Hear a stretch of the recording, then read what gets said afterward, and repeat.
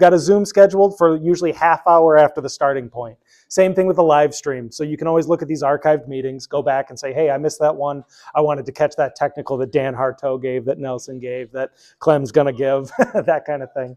That's why I do the digital side of it. I still need a little bit of help with it if we can ever get a couple volunteers just to watch the Zoom for me. It's hard to be up here and looking at a Zoom the whole time and keep on track. So again, always looking for participants.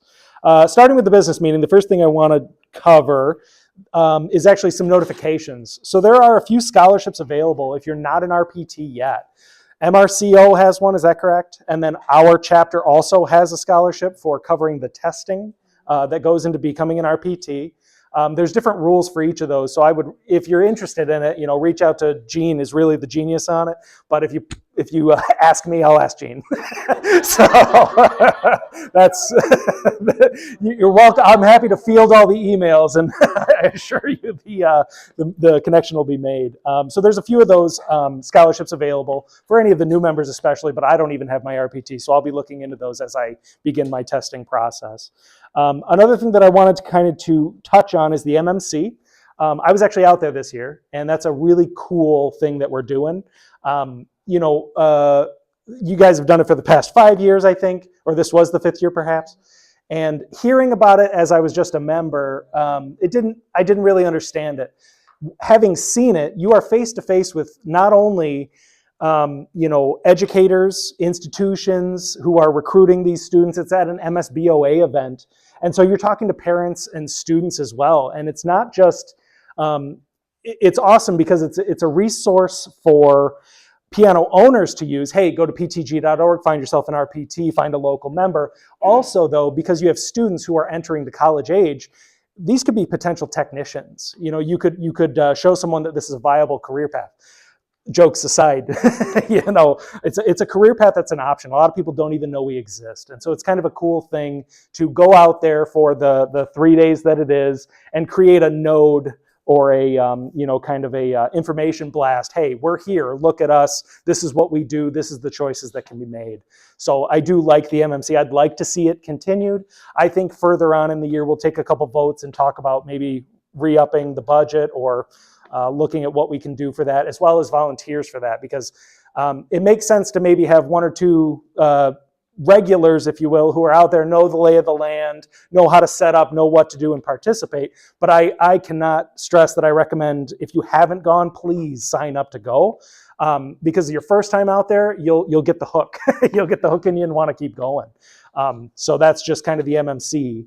Let me stop here because I talk fast because I want to get through this and get out of talking. Any questions about any of that so far? Comments? Open up the mic a little bit for you. Just as a reference, you guys remember we did approve $1,000 for us to pay for the MMC. The actual project itself came under $100 for the whole project. Our chapter, ended up paying $777 because we also got a donation from the West chapter. So we do pretty well financially to manage it all, and we all have a great time. Yeah. Annika, our RVP, was there this year. She was also quite impressed with it.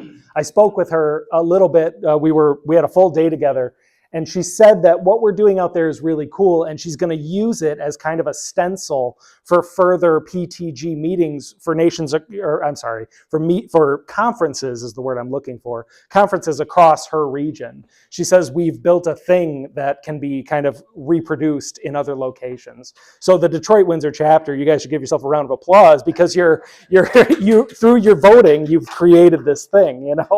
It's kind of cool. Please. One of the things that as members of the Guild, and we know how much time and effort everybody has put in to make us better. You take classes, you know that a lot of time and effort has gone in to improve us to the highest level. And there's no other organization like it. It's it. But what I think we're after is if someone calls for service and they go like, what do you charge? No regard to what your skill level is, no recognition that you may belong to something that actually holds high standards. To me, that's a problem. And I think the very fact that we're the best kept secret because no one ever heard of us. And so we go to these things and we're trying to get some recognition out there. We're trying to say, hey, did you ever hear of the guild? I'm telling you, 90% say no, never heard of you. Well, all this effort to attain the best skills we can and no one ever heard of us, that's not right. And I'm sure we all feel that way when somebody calls and they, well, I got a cheaper guy down the street, I don't need you. Well, what's the skill level? They don't ask. They don't know. They don't know. They don't know. They don't even know what to ask. But so our whole effort here really is, as everything that Steve has said, but also additionally, that people understand there's an organization that tries to improve our skills and that we hold standards. So to me, that's the bottom line. So just my add. All right. Good. No, good. That's good. I just want to make sure no one else wanted a piece of that. So then the next thing I want to bring up is a delegate for the upcoming convention. Last year we had some confusion, is the nicest way I can say it. And this year I want to get it a lot clearer. So when is the convention? July, I think you said. I want to get this set. I want to plant the seeds now so that we can yield when the time is right. So do we have any volunteers for delegate? Oh, you're staring at me. I'm glad you're here. Oh, Gene. A question for you.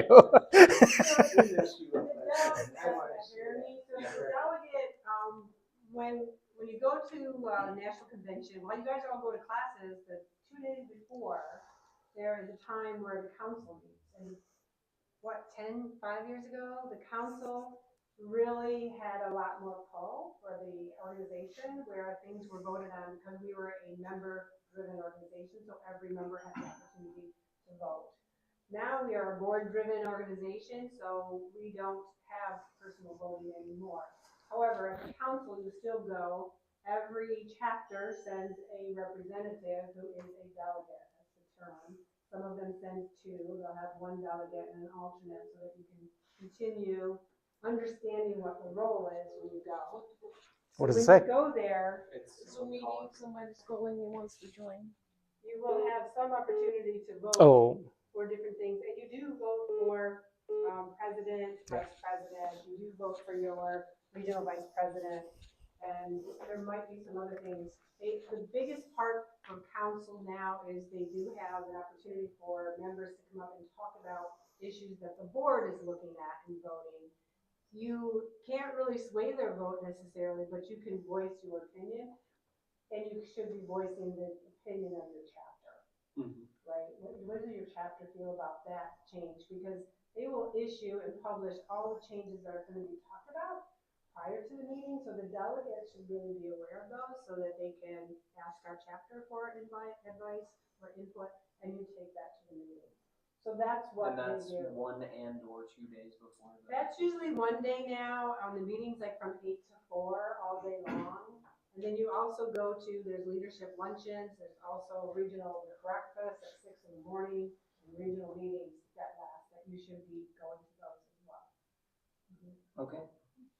And you can be, you don't have to be an RPT to go. Anybody can be a delegate. Circling back, do we have any volunteers? Well, I am going. Wonderful. So I'll put it out there again. Yeah. Right. I know that a lot of people do go. So. Sure, gotcha. So then maybe what we can do is, Well, there's money involved. That's the other issue. Is we pay for the delegate. So that's important to know. That is important information. That might change the fact of whether or not I can afford to go. Yeah. So then, yeah, if you're, is there any opposition to foster volunteering, or can we vote that in? Can we do that now, or is that a? I recommend that we vote for Dave Foster. Well, wonderful. Delegate. I can second that, maybe. We got Diana back there. Let's take a quick vote then, please. All in favor of Dave Foster being our delegate at the next convention? Aye. All right. I think we've got it. I think we've got it through. So, if for the next meeting you could prepare like a summary of what they'll be. What I'll have to do is get a hold of the main office. Yeah. Wonderful. Got it. I know I have to. Yes. Yeah, perfect. So we're looking at June for the next meeting. So it's a few months. Perfect. Thanks. That's that. Did everyone get the newsletter in the last email blast? Yes? Can we approve the minutes of that last email or the last minutes? Everyone definitely read it. Yeah. So a vote on approving those, is that right? I move that we accept the minute. Wonderful. A second? I second that. Wonderful. Hey, great. I All in favor? I think there's a protocol we have to follow on that, so I'm not doing a bit. All in favor of approving the last minutes? Thank you. Yes. Perfect. Okay. I think that, is there any new business that needs to be attended to that anyone would like to bring up at this point? Jean? So we have the regional conference this year. It's every 2 years. It's either October or November this year, being held in St. Louis. We typically, as a chapter, do provide a donation to them so that they can run the organization efficiently. So last time, which was 2024, we donated $500. So we, as a chapter, should decide whether we want to make that donation to Marco for the upcoming conference. Okay. We can do that. Okay. It's a lot of work. It's a lot of work. Okay. Great. So you have to decide how much. Mm-hmm. Can we start the bidding at $500? Yeah. What's our total again that we have right now? We have about $6,700. Okay, and we did not really say what the delegate is going to receive. Nope. How can we decide that now is the question. Well, we've had a standard number, right? Got it. For We the should know that, so we know how our accounts. Right. So how much does the delegate normally receive for this? I think we gave them 7 or 750. Okay, So we're talking about a $1,250 spend between the two things out of 6,000. Plus your insurance is due in the fall at $1,000. It's a $2,250 spending out of 6,000. This is what I mean when I tried to get us to have a budget. Uh-huh. Although I did create one 5 years ago. I was not here 5 years ago. That's what's awesome.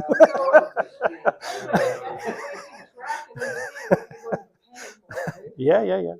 No, it's definitely right. And then the other side of that, of course, is the income from our dues. Right. Bad news, 'cause I created one in 2003. I was 13. So, I'm sorry? Like $1,000 or $1,200. that's our income. Oh, I see. Okay. Coming in, which we should get soon. Gotcha. So we just don't have that information yet. So then what do you want to move on first? The donation or the delegate? We've got two, it sounds like two pieces of business. You want to move? Okay. For what? Which one? Well, delegate, let's do that first. Well, why don't I look and see what we did for last Okay. year? Then we can confirm it in June. Okay. We can confirm an amount in June. That's fine. Perfect. Okay. Is that okay? Any other, it's not a. Normally approve it, so if the maximum would be 750. It was either 700 or 750 that we did. So we're going to push that till June is what it sounds like. That's what I'm hearing on that. So then let's move back to the Marco donation. Last time we gave 500. 500. Does that sound like a reasonable amount to everyone? More, less? I move for 500. Okay. I second. 2. Take a vote on 500, I guess. Looks like the ayes have it. We will give 500 to the Marco donation, or there's a better way to say that. Question? Back to the delegates. Mhm. I'm intending to go to my Lansing meeting tomorrow night. Oh, yep. This is, I'm new to the cycle. Is that something that I might expect to hear, or should I bring it up and see if they might do anything about it? I think that if you don't hear it, you should bring it up. I am open to the idea, especially if they might sponsor. Sure. The whole thing, everybody's different. Yeah. pay whatever the chapter wants to pay. And it's, you know, it's just to help you out, but no, well, normally most chapters do it in June, but you can do it anytime. I did want to plant the seeds early, so we did not get any confusion this year. Any Zoom members at all? Awesome. Okay. Any other new business? Nothing? All right. I think that's the business pretty well wrapped up. I'm going to go grab Dave. We're going to do kind of a 30-minute Q&A. This is going to be kind of more geared towards some of the newer guys here, so 0 to 4 years of experience. Dave is the owner of the Kauai Piano Gallery, which is where we are. And you can ask him some questions, especially if you're like a new or aspiring tech, as far as what he's looking for or anything like that. He's also going to have his own little small spiel to kind of fill in where he fits in the market. So give me just half a second. I'll grab Dave. I'm more than half a second already. Yeah, I know. This is expected when you say Dave O'Reno. Dave O'Reno. Microphono. That was quick. Yeah. You need me with a microphone? I'm not sure that I like that. Yes. When they ask me to use a microphone, that's never a good thing, guys. Never, never, never, never. So, yes, it is the universal lubricant. So, good evening, everyone. A little bit, my name is David, and if you don't know me or have never been in the store, I've been working in this store since the late 80s. And I started when there were yellow pages, believe it or not. All right. And those of us that wanted to get into the business or find something out, we used to, I joke about it, we used to spend between $50,000 to $60,000 a year here on yellow pages ads. To kind of give you an idea, just the difference in the world that we live in, right? And I wanted to do what you want to do. I wanted to play Bosendorfer. I'd never played one. I wanted the extra keys down here. I wanted to understand what it was because I just thought they were cool. So I came in, and long story short, Mr. Avola gave me a diaper. That's how we used to clean pianos back in the day. And he said, you know, Dave, you're here often enough, you might as well work for me. And then the rest, as we say, is history. So while I've left the building to help run some of the other stores within the company, I've never left the company. So I'm one of the few people that you can look at in this business that has stayed true to, if you will, one individual. And as I grew in my knowledge and my training, as Mr. Avola started to get out of the business, I'm simply too young. This may not show it, but I am simply too young to retire. I'm a piano salesman. We don't make that much money. It's kind of like you guys. Can you retire at 55? The answer is no, right? We just can't. It's not that easy. So to kind of give you a little bit of my background, I'm using cheat sheets for those of you that don't know. I grew up in this market. And what that means is I lived and breathed here. You know, I can say to you, the two biggest mentors for me, one would be Mr. Avola, and he is my mentor, Jim Avola. His father, Ben, also taught me. But Tim, you know, my primary competitor, Steinway, you know, he taught me too. To say that he didn't teach me would not be accurate because good competitive work allows you to learn and grow. And Tim and Jim, while they were never best friends, because it makes sense, they're both, vying for the same customer, they both respected each other over the years. And I also respect Tim for what he's been able to accomplish in his career and moving forward. So I always say in the mentors, Mr. Avola was definitely my mentor, but I learned quite a bit of the business from Tim from afar. So that's a little bit about us, okay? My job, though, is basically, as the owner, to provide the best quality product and service to the consumer at a reasonable price where they can feel comfortable doing business here, right? And I know I said a lot of words. I know that. But I need you to understand that that's a very important thing for what I'm going to say to you guys today, all right? Because when Steve and I were speaking about, he's like, yeah, Dave, we're going to do a question and answer. You got a half hour so you can go talk. And I'm like, well, what do they want to know? What do you guys want to know? He said, Dave, do me a favor. Speak as if this group had never done anything. Kind of give them what you would do if you were going to be an RPT today, if you were going to start in the technical world. So I'm going to go at it from that vantage point. So for those of you that have been around a little bit longer, Cal, Scott, the older guys in the room, if you will, they'll probably head bob a little bit, but this isn't geared towards them because they can teach me more than I'll ever be able to teach them. Okay? So in no apparent order, there are 3 T's in the world, right? The first one is tools. The second one is training. And the third one is an acronym that I use all the time, TTNM. Okay? And this is very important. So I'm going to start with tools. We all know that the toolbox, metaphorically, is how we go about dealing with customers, right? So do we have the right tools is a part of it. And I know it's an expensive part for you guys. It can be thousands from what I understand, right? So it's not cheap to start in this business. But do you want to bring the wrong tool into the environment of the customer? And that wrong tool can be you.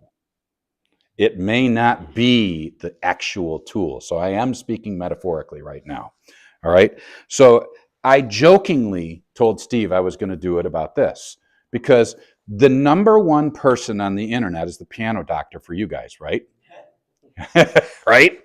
Let's call it what it is. He's a young man in Michigan making a business about doing YouTube videos, right?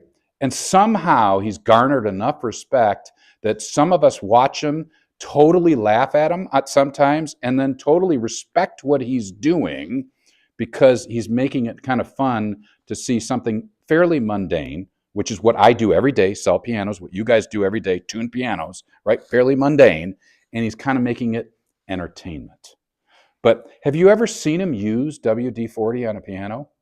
I have. And I'm like, what the hell is he doing? Excuse my French. I'm like, you're not supposed to use WD-40 on a piano, right? So my first question, Scott, should you use WD-40 on a piano? Sure, Okay, cast. Oh no. So what did he do? He took something I said and said, absolutely, there's knowledge there. He had it in his toolbox. He said, of course, you need this in the box because you need to deal with casters. He's absolutely right. How many times have I sprayed this on casters? But I've never sprayed it inside a piano. And if I ever do, you might as well let me hang up my hat. Okay, because this doesn't belong inside a piano. And yet I watched the piano doctor do it. I am joking. Yeah, but do we use this inside a piano? Generally, I do not, but I have occasionally. Okay, so But I make absolutely certain that piano is not on any particular carpet or anything like that would be ruined by that leaching. I can't fathom me spraying to make a pin work a little bit easier. I can't fathom that, but it doesn't necessarily mean it's not. The one thing that I have that you guys don't is I have 30 plus years of dealing with customers and how to sell a piano. I don't have 30 plus years on how to tune a piano or how to deal with a customer in their home, not relative to buying a piano. They're different facets of life. They're all part of what we do, but you have to understand when I'm saying tools, because I'm going to get back to this, otherwise Scott will take me off, all right? What I'm saying about tools is metaphorically, are you prepared before you walk in? And that is important. So Steve said something to me today that if I was training Steve, I would have taught Steve to do it a little bit different. He said, you know what, Dave? I went to such and such place today, and they asked me a question of what I did for a living, and I gave them my business card. And I would say to you guys, don't ever hand another business card out ever again. Ever again, it's pointless. You're wasting your time, your money, and your effort. You have your phones. If you don't have your schedule in your phone, you're making a mistake. Schedule them right then and there. They're a customer. It costs you nothing to buy that customer. I can talk till I'm blue in the face about what it cost me to buy a customer. Tim can do the same thing over there. Tom can do the same thing over at Yamaha. We can talk until we're blue in the face. What does it cost us to buy a customer for them to walk through the door? If someone's asking you and asking about tuning, schedule them then at that moment, because then you have a customer and it's real. So again, the tools. Sorry, Steve, but I'm giving you a hard time. So as I said, know your craft, practice your craft, and then implement your training. So I use this, but I use the toolbox, if you will, all the way through life. And when I talk to new salespeople, I always talk about being prepared mentally to sell. Are you ready to deal with the customer? Are you? So I can look at Dan and I could say, Dan, you have X university that you're working and that you've worked your last 35, 40 years in this business, and he's earned that customer over time, fixing, pleading, working, making the piano sound great, right? And he's earned the phone call to come back every single time. And he knows that piano intimately. His toolbox knows what that piano is, what's been done to it, what environment it's in, how many times he's asked him for more money because he needs to because they don't maintain it properly. He knows that. It's not a guess.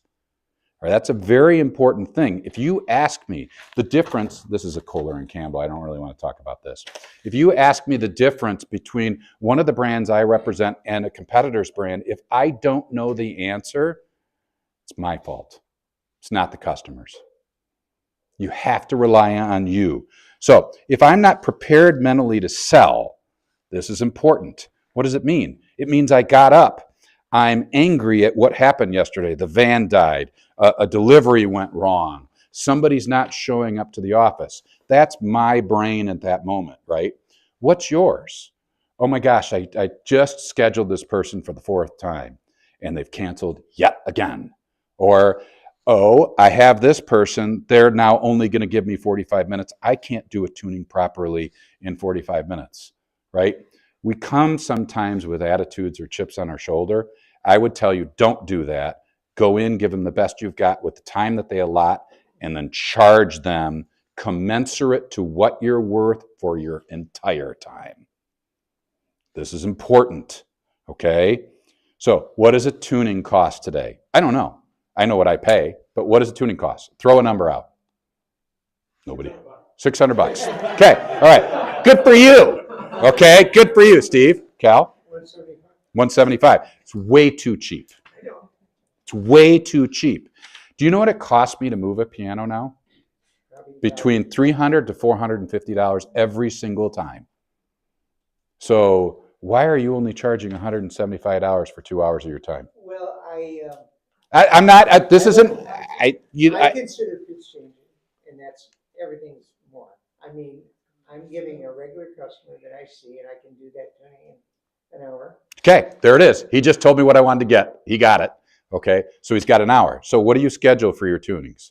An hour and a half? Yeah. Okay, so he's got it. Talk to them. Yep. Okay, so an hour and 45 minutes. All right, but this is an important facet, right? If it only takes you an hour, then you only need to schedule an hour and a half or an hour and 40 minutes, whatever it's going to be. Okay, so you're a 2. You are a talker. Yeah. Okay, so, right? So think about it this way, because you've got to drive to the next customer. You've got to get in front of them. You're not going to bring up the fact that this is a piece of junk that you just worked on, that you didn't want to work on. I can't believe you put this in here, guys. Of all the pianos we have in the store, this is what you put in front of them. Okay, but yeah, I know I'm teasing, right? So I want you to understand, you've got to get your head straight before you go into the customer's head, before you go in, all right?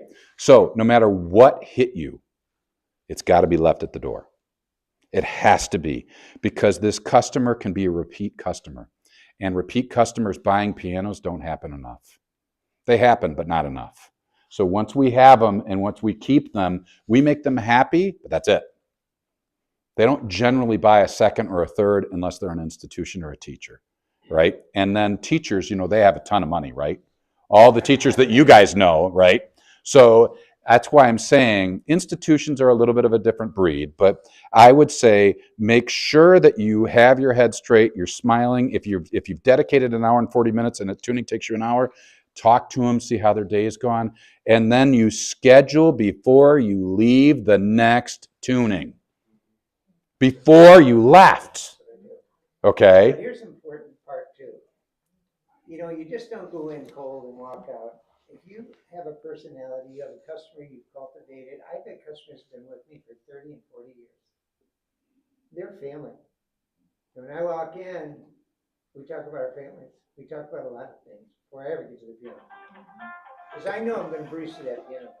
And that's what makes the most sense, right? And you're dedicating a part of, you're being genuine in what you're doing because you care, right? And you've scheduled that as part of it. Just understand there's a financial aspect of it. And Well, at my age. you give me this. Yeah. All right. But we're not gearing it to you. We're gearing it to the younger ones, right? So there's a financial aspect to it, and you have to be thinking that way. All right. So I would say, you know, where I say prepared mentally to sell, you need to be prepared mentally to tune. All right. What does that mean? You review your notes. How many children do they have? Who are they married to? I'm happily married. I've been happily married for 30 years. I married up. Everybody that walks through the door that knows who I am knows that. I have one son, and he's in the Marines. I still don't get that, but I'm proud of him, and he's overseas. So, but everybody that knows me kind of knows who I am as a person, so they'll be able to interact with me as that, and then we can get to business. So, if you're prepared mentally to tune, the next T is easy, training, right? So you have your toolbox, you're prepared now you're training. So you're all here for an RPT, right? To become RPTs, or if you are an RPT, for continued learning. This is an important facet that we don't have in our business. There's nothing to train me today for the next generation of pianos because there's really nothing that's changed. They're boring. In 300 years, they haven't changed that much, right? Or they've changed tremendously. All depends on how I want to phrase it. So how we deal with training matters. And I would say, as a business owner, I read a lot. I read about what's current, what's going on, how am I going to adapt, how am I going to overcome, how do I motivate? And then I also want to know what's real, what's happening elsewhere, what's going on with my competition in Miami, what's going on with the competition in Texas. I want to know what's nationally going on so I can understand, hey, is Detroit unique or not? Right? So I'm constantly learning that. That is a constant learn. When I go to the trade shows, I want to see what's new. There's nothing ever new, guys, just so you know. We're pretty much a boring thing, right? We can talk about, I joked with Steve because I said, what the heck has happened in the last 100 years that's been new? And you could talk about reproducing pianos. No, they're the same. They're pretty much how you interact with them has changed. That's it, right? The filet mignon or whatever, the welty mignon, whatever it was, right? You know, used to be able to reproduce at such a level, you know, okay, so now we can say we can have this star do it or that star do it. Well, guess what we could do 100 years ago? The same thing, right? And so now we're doing it with a phone. So is the phone what's cool? I don't know. Maybe. You know, I want more music makers. That's what David Monahan wants. I want more people playing the flute. I don't care if they're playing the didgeridoo. I want more music makers. The world's a better place with music. Period. I know that. The world sucks. We already know that. We're told that every single day from every single political end, and you know it and I know it. This side's bad, this side's bad. Everything we hear is negative. Music is a positive. I know what's a positive. So I can go to work for the most part and say, assuming I can get over what, you know, the day brings, and say, hey, we did a good thing. If I meet St. Peter, you know, St. Peter hopefully is going to say, hey, David, you did something good. So hopefully, all right. So as I'm on politics, I'll tell a joke. All right. So you have a priest in St. Peter, right, and a politician. The priest and the politician die at the same time. I'm Catholic, for those of you that don't know, so you kind of know who you're dealing with. They get up to the pearly gates, and St. Peter says to the priest and the politician, he says, you know, let me bring you, Father, to your place here in heaven. And he shows him a very small room, and there's no windows. There's a rocking chair and a nice bed. And the priest smiles and is very happy. And he says, thank you. Then he brings the politician behind him, and he walks him all the way up in the mountain into this glorious mansion. Windows everywhere. He's overlooking some of the most beautiful parts of heaven there is. And the politician's concerned. He's like, I don't understand. He's a priest. Why do I get this mansion? And St. Peter said very nicely, he said, we got a lot of priests. You're the first politician. So, and moving on. So I would tell you from a training standpoint, you need to be in these classes. You need to be watching YouTube. You need to be seeing what the manufacturers are doing, because if you're not, your customer is. And I can't say that enough. If you are not, your customer is. So, hey, Dave, this piano key is sticky. Do you know how often I get that call? It's sticky. I went to YouTube. That's the next statement. I went to YouTube. What does YouTube have to do with a sticky key, right? We don't need YouTube for a sticky key. We certainly don't want WD-40 being sprayed into a piano for a sticky key. Not a good idea, right? That's what you guys are for. Scott will tell you this because I rely on Scott for all the hard things. I can't tell you how many times I ask Scott dumb questions. I simply don't know the answers. I don't know. I've sold thousands of people, right? I own 3 piano stores and I have a lot of debt. But I have never encountered technically X. And who do I call? Scott. Because I'm going to get an answer that will tell me what I need to know.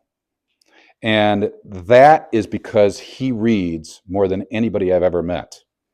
He eats lunch, right? He grunts. That's the Scott, right? And then he's reading about something. God knows what, but he's always reading. Yeah, well, but he's always reading. There's something, there's knowledge going into his head. It never stops. I've never met anyone as good at that as Scott is. So I'm going to tell you, please continue to study. You need to pass your RPT test. You need to. It's not a question. It needs to happen. Why? Because if you can differentiate yourself from everybody else. Pardon me? It's all good. Yeah, you need to pass your RPT tests. Because if you're not being competitive with the people behind you, and it's one of the ways that can differentiate yourself. Because you can't exchange personalities like I'm doing right now with you quickly. But you can by stating you're an RPT or training to be an RPT. It's one of the ways you can start a dialogue that allows you to move it past the, hey, let me find out your qualifications, where you need to ask the question, which is, when would you like me to tune your piano? Right? So I believe in training. It's important. Customers watch videos. Customers have lazy boys, and they have iPads, and there's not a thing we can do about it. So, all right. Why do you need to continue your knowledge? Anybody will tell you in any business that the more knowledge you have, the more power you have. The more power you have, the easier it is to make decisions. And all life is a question of decisions, good or bad. No matter what it is, it's a question of, okay, do I do this or do I do this? So the more knowledge you have, it'll make it easier on yourself. And I always say, I was taught to eat the frog, do the first bad thing that's going to happen, get it out of the way first thing, because the rest of the day is easy. And it's metaphorically there for real, because if you call that one customer that's a pain in the butt and you get it over with, it's done. The rest of the day is easy. So again, that knowledge. So you have to continue to train. And then my TTNM. This is a sales thing that I use today, tomorrow, and next month. What are you doing today that's going to gain you business? So does that mean, hey, Dave, I'm going to tune 4 pianos today? That's a lot. Or maybe that's not. I don't, like, this is a part of the business that I've seen many tuners tune 8, 10, 15 pianos in a day in front of me. And they go through them and they sound perfectly good to me. I'm happy with them. They certainly couldn't do that and drive probably, but they did it on a main floor. So what are you doing today that's going to help you long term? What are you doing today to schedule tomorrow's appointment?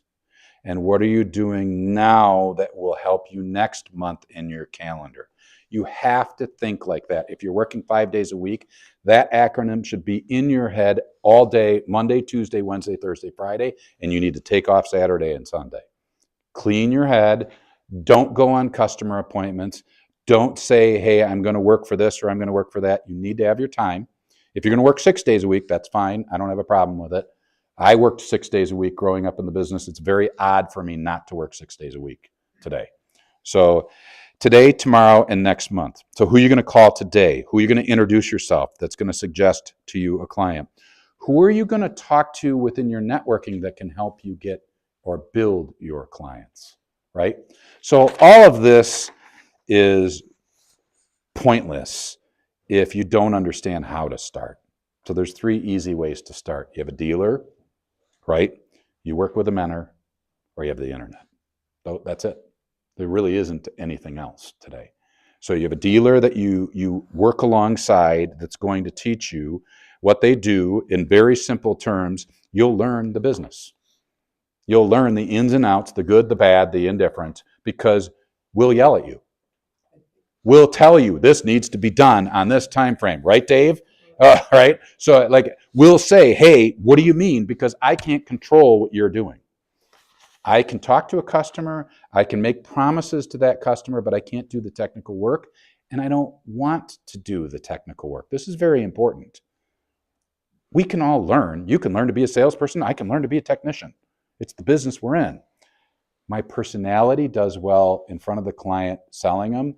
It would not be doing well with this, right? It's just not who I am and the makeup of who I am. But so align yourself with a dealer. Well, you got 3 or 4 big dealers in Metro Detroit. If you're, some of you are from Ohio, right? And so if you're from Ohio, you basically have Solich and I. That's really it. You have Solich in Columbus and Cleveland. You have me in Cleveland. And Toledo used to have a small dealer, but it's small.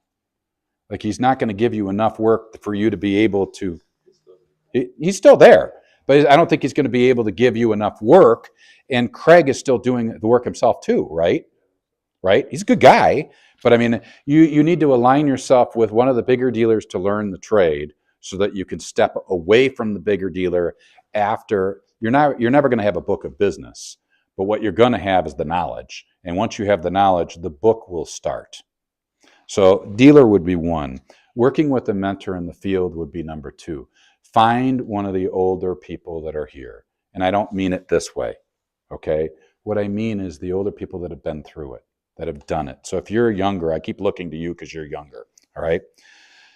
I would look at you and say, find one of the techs here that have the background, that have the previous knowledge of the last 25 or 20 years in our business. Everything's new now. It's new to them too. Trust me, they don't understand what's going on in the piano world. None of us do. So you need to do that and then learn from the ground up how to deal with clients, how to fix problems, what the problems are, so that 85% of what you do, you don't need to call them when you're in the field. And the 15% you're always going to need to call, I still call. There always is going to be a time you don't know. So just accept that, and when you see it, call the person you trust. So you can work alongside somebody within the field, right? And then you have the internet, this godforsaken thing that lives out there. I am not a proponent of that. I don't believe in it the same way. But what I do know is that our business is. And there's not a thing I can do about it. So you can go, Tim's going to have a special thing in a couple of weeks about talking about how big the piano industry used to be 100 years ago, right? And how it could have been the number 1 factories that were working in the United States, number 1 job producer, right? And where are we today? We're not there, right? So I would look and say, how does the internet affect you? I think I would be studying what people are doing. I would be studying to gain knowledge, and then I would try to attach myself to one of the better technicians or one of the dealers to work moving forward. I think that's what my goals would be. You're going to learn the ups and downs anyway, but what they're not going to teach you on the internet is, hey, this happened at this customer, because the internet won't tell you the good and the bad. It's only going to give you what they want to sell, not the truth. So the truth is, cleaning out the back of a piano sucks. Okay? The truth is, when you get in and you hear one of these things that has not been maintained and it's got rat, you know what, all over the inside of it, you don't really want to deal with it. The truth is that when they pound on this piano and it sounds like a tin can, there's no music whatsoever to it, right? But you still have to do it because that's your job. So the truths of what we do and how we do it are important. So again, coming back, you have the tools, you have your training, you have today, tomorrow, and next month. And I would say if you can create more music makers, you've done well. And you're creating music makers by providing the tool that they're playing. And the world isn't a bad place with music. The world is a good place with more music. So I leave you with this. I use different things throughout the years as goals and what I like to align my staff on. And last year's is very true. Discipline is the bridge between goals and accomplishments. And you have to have a discipline to do the job every single day. But I think the most important thing I use in the front. And that's a question, a statement from my grandfather. I have no idea who he stole it from, so it's definitely not his. But he said, just remember that the direction of the wind doesn't determine the course of the ship. It's the set of her sails, so set your sails and be true to yourself. Trim the sails as the need arises, but always hold your course and know what's right, or hold the true course. Know what's right and wrong, do what's right, and you don't need to worry about it. Your name is important in the business, and Scott will tell you this. I love Scott, okay? Love him to death, right? But I always warn people. I'm like, you have to understand who Scott is, okay? Because if I warn them, they'll get the best work possible, but then they know the personality, right? So you just have to understand. We live and breathe in this business together. I love you, Scott, sorry. So we live in, but again, who knows more to me in my atmosphere of all the techs that I've had the opportunity to work with? I would look at you and honestly say Scott Nelson knows more than almost any tech I've ever spoken to. And I've been to the Red Schoolhouse, I've been to Kauai training, I've been to Baldwin training in the factories, so I can look at you and tell you, guys, I've seen their best, the people that are in charge of their entire corporation, and I would rely more on Scott personally. So, but that's also because I have a comfort, because I've lived with them for 30 years. So, all right, I bored you. I didn't mean to talk your ears off. I'm sorry. But if I was to say one thing, if you're creating more music makers, you're doing something good. And there are very few things in this world that AI isn't going to touch. AI isn't going to touch this, guys.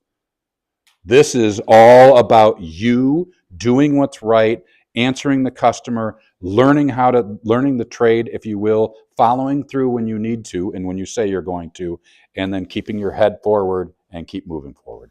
So thank you, Steve, for the opportunity. Sorry if I went over. Thanks, Dave. We're going to move into our next technical climb. Are you ready?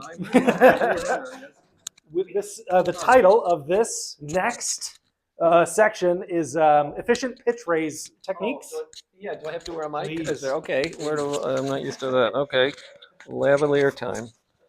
Okay, okay, this is a kind of practical, not hands-on. There's tools here. I probably won't even use the piano, but it's available for me to lean on and look at and think about. Okay, so I'm Clem Fortuna, if anyone doesn't know me. Been tuning a long time, and I think I'm pretty efficient at pitch raising. I did a little article in the journal actually a few years back called the 12-minute pitch raise. And I wrote it because, I just see all my fellow techs getting so troubled and living such angst at the notion, oh, it was going to be a pitch raise. Oh, it was 40 cents. Oh, it was 100 cents. It's not that bad if you approach it with the right attitude, because they're going to be out there. Pianos will go flat, some of them from neglect, some of them from environmental conditions or some combination thereof. So first thing I want to just suggest is just be at peace with it. It can be done. There are several techniques to make it more efficient.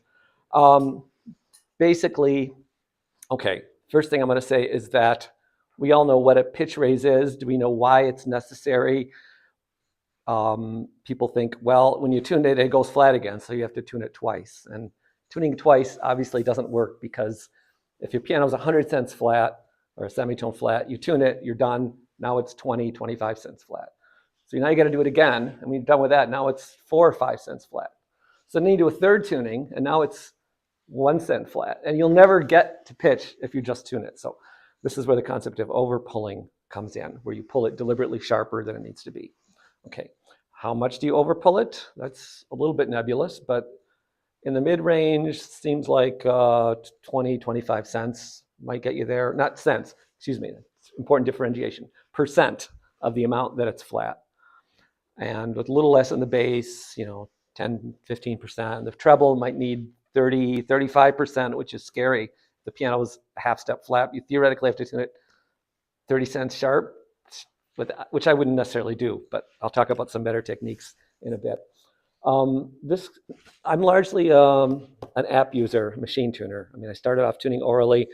Currently, I primarily use a newer program called Pianoscope that its inventor was at a technical a few years ago at a convention. But I also use TuneLab. In the past, I've used CyberTuner, I've used VeriTuner, I know them all, and I think for pitch raising, it's so much more efficient.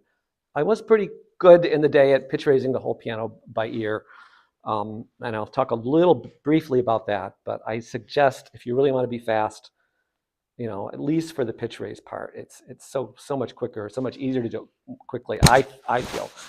But if you are doing it by ear, it's the same idea, 25%, well, the beats and hertz, cents and hertz are slightly different things, but if it's 8 beats flat and then you set it 2 beats or so sharp, and then if you tune it by ear the usual way, they say it's more efficient to tune from the bottom up in unisons as you go, and all the apps that have a pitch raising mode, which they all do, suggest doing it that way. But if you were doing it by ear, you want less stretch or less overpull in the bass, and one way to do that is to tune fifths instead of octaves as you go down. So you're making the fifths pure, and then in the treble, if you make the fifths pure going up, then that'll make it higher where it needs to be stretched more.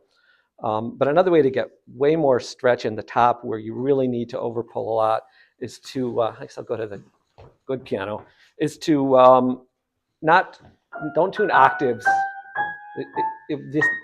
You may need to do a second or third pass up here if you do octaves. If I'm tuning up here by ear, I'll do like from here to double, triple octaves or fifths to octave. And or that way, your ear naturally wants to tune the treble, to stretch the treble like crazy. So the further apart you are octave-wise, the more your ear wants the high one to be much higher than it is. Like, listen to the scale played at the highest and lowest octaves. People with perfect pitch, Scott, don't chirp up, but what does this sound like, Victor? Sounds kind of like 7 octaves, what is it, 6 octaves apart? I played D in the left hand and E flat on the right hand. It still sounds like the same note. Whereas D, that's really flat. So your ear will tune sharper if you tune farther apart. So, all the apps have an overpull function. I rarely use them, but I do sometimes. But it gets you in the ballpark. It will ask you to sample a bunch of notes either while you're playing or ahead of time. It'll ask where the break is, where the struts are, where it goes to the wound string. So with all that information and knowing the different percentages of overpull, it will get you very close on the first pass. What I don't like is that, number one, because you're looking at an exact spinner, you'll want to try to be fussier than you need to be, and it's better to just blast through and do it fast on the first pass, and don't worry about it being sloppy. So sometimes I'll use the app and I'll overpull, but I won't even use the overpull function. I'll just manually look at the spinner or the target or whatever, and if I know it was 40 cents flat, I'll try to do 10 cents sharp or whatever, and then use some of these oral techniques on tuning the treble with triple octaves or something. So there's a few other ideas to make it, to do it faster. One, that if it's not too flat, sometimes you can tune just one string per note.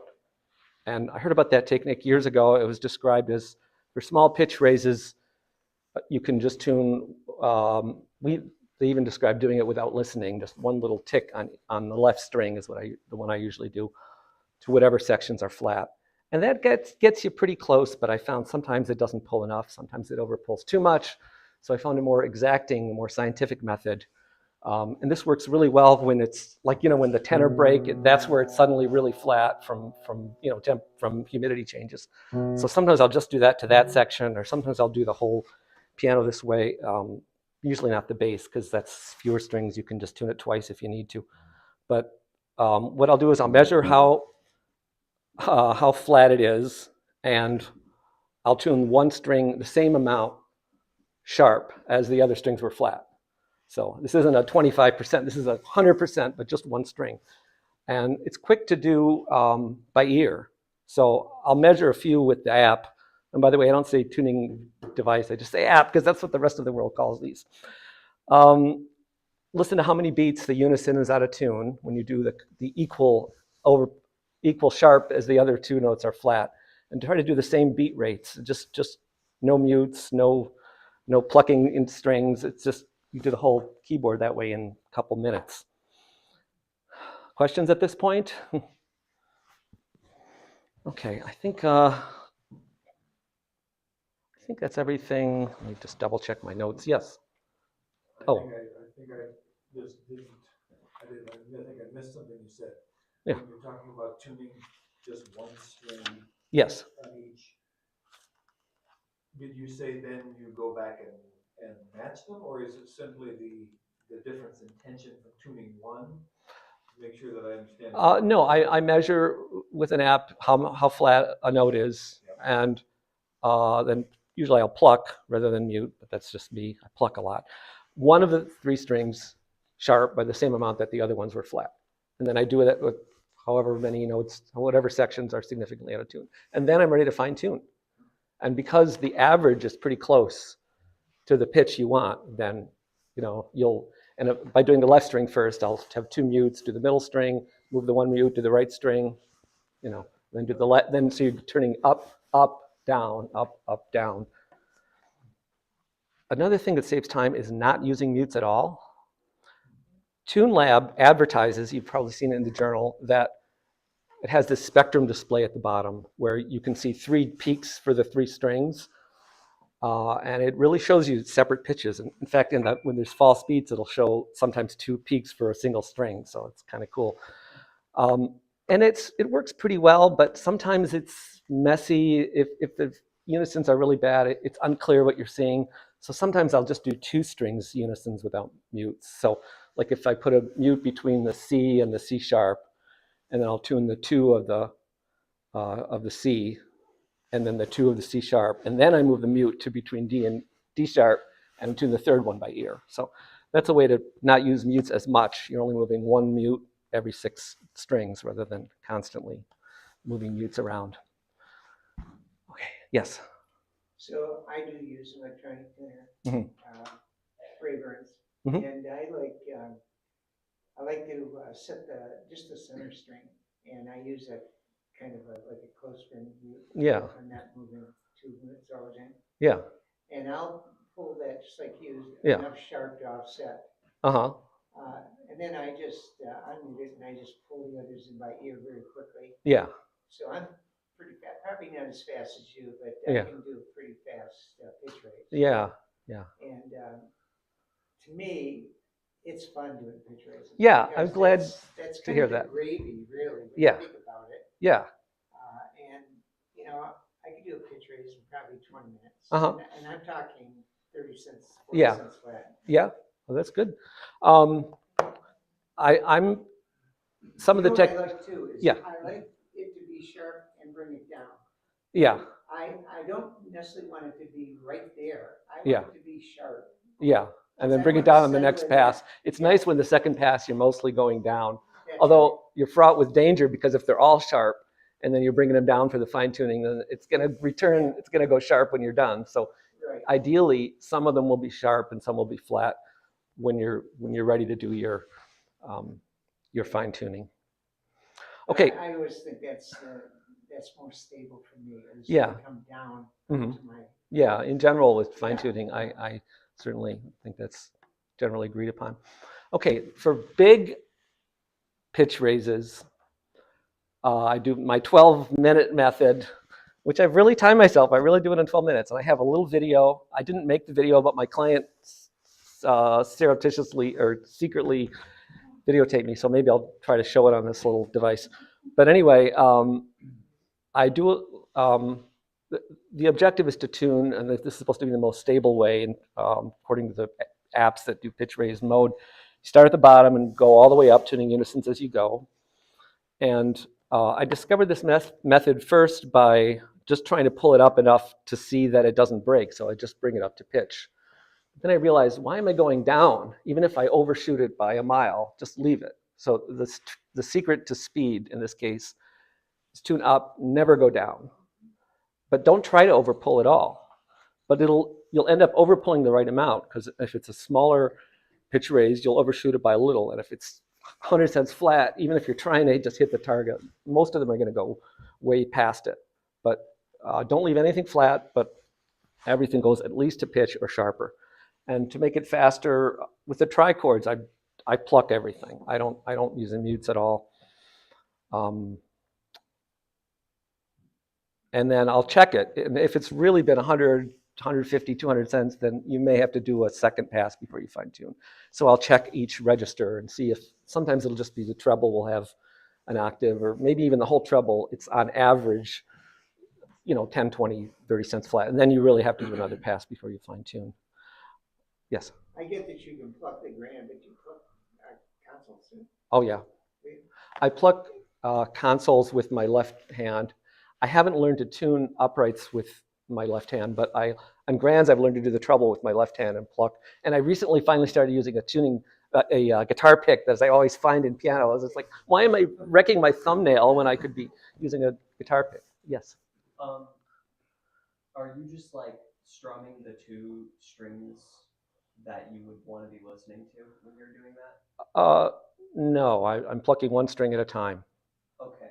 Whatever string I'm tuning, and I just go right up in order. Would you ever pluck to like hear unison and tune that? No, the fine tuning, I'll play the key, but while I'm pitch raising, for big pitch raises, you can still hear unisons melodically. If I get a little fussier and want to go over 12 minutes, I might compare the notes in the high treble and see which melodically sounds higher. But hitting them simultaneously is not really necessary for pitch raising. Okay. See if this will sound, okay, I'm gonna go back to the beginning of this. Oh, it is kind of at the beginning. This is about 20, 30 cents flat in the bass. And then as I get to the treble, it's more like 40. And again, I didn't know it was being taped. It's I'm muting with my hands, and when I get to the trichords, I'm just plucking. I also jiggle the lever to break any contact so it doesn't break the strings.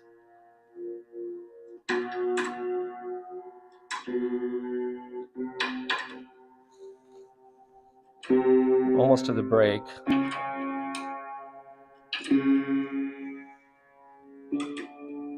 So it's all hitting.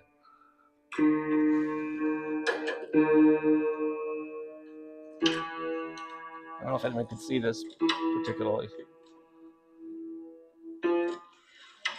Oh, it's a yan. Okay, here I'm plucking trichord 1, 2. I'm using TuneLab in this case. It's very restful.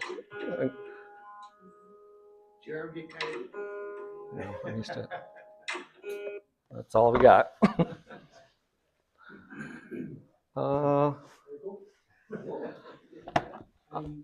Any other questions? Round of applause. Oh.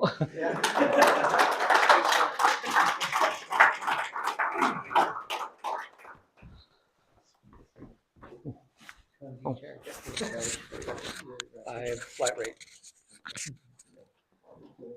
Did everyone get a packet, or does everyone have a neighbor who has a packet? Get a packet here, packet here. Scott's book, yep, just came out. I think it's handwritten, which is unique. Our next technical will be by Scott Nelson. It's cold press versus hot press hammers. The microphone. It's for the archive. Question, where? Yes, clip it. Yep. Yeah. Ah, I don't have it. This is weird. Yeah, I picked the wrong shirt to wear. How's that? Better? Good. Center stage, Scott. Thank you. Yes, please. All right. Let's see. Best thing we could ever do this. No. Just kidding. All right. So where are we? Hot versus cold pressed hammers and their function. Okay. This was requested actually some time back by our The Thursday group. the Thursday group, if you will. Anybody run into hot, cold pressed hammers before? You have a general sense of what they are? Oh, okay. Well, I just want to see where everybody's. Okay, well, there are two general types of hammers being made nowadays, and there's cold pressed and there's what they call hot pressed. Now, it's sort of a misnomer because heat's used on both of them, but it's used quite a bit less heat is used in the cold pressed hammers. You need a certain amount of heat to cure the glue that they're using in modern adhesives now. And formerly, when they were using hide glue, for example, there was a schedule that they really had to follow to make sure that heat reached through the outer felt and got to the molding. With hot pressed hammers, for example, you have a temperature can be up to 100 degrees Celsius, 210 Fahrenheit, that kind of stuff. And it is applied to the side calls of the hammer. First of all, who has seen a picture or a video of hammers being made? Okay, so, well, for those who don't know, crap, where's my, did I leave my hammers back here? Oh, thank you. Well, for those who don't know, this, of course, is a hammer.